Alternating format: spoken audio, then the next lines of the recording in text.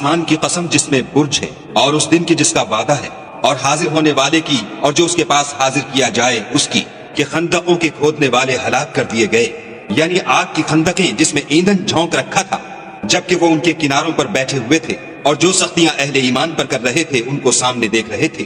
ان کو مومنوں کی یہی بات بری لگتی تھی کہ وہ خدا پر ایمان لائے ہوئے تھے جو غالب اور قابل ستائش ہے، جس کی آسمانوں اور زمین میں بادشاہت ہے، اور خدا ہر چیز سے واقف ہے۔ جن لوگوں نے مومن مردوں اور مومن عورتوں کو تکلیفیں دیں اور توبہ نہ کی، ان کو دوزخ کا اور عذاب بھی ہوگا اور جلنے کا عذاب بھی ہوگا۔ اور جو لوگ ایمان لائے اور نیک کام کرتے رہے، ان کے لیے باغات ہیں جن کے نیچے نہریں بہہ رہی ہیں، یہی بڑی کامیابی ہے۔ بے شک تمہارے پروردگار کی پکڑ بہت سخت ہے، وہی پہلی دفعہ پیدا کرتا ہے اور وہی دوبارہ زندہ کرے گا، اور وہ بخشنے والا اور محبت کرنے والا ہے۔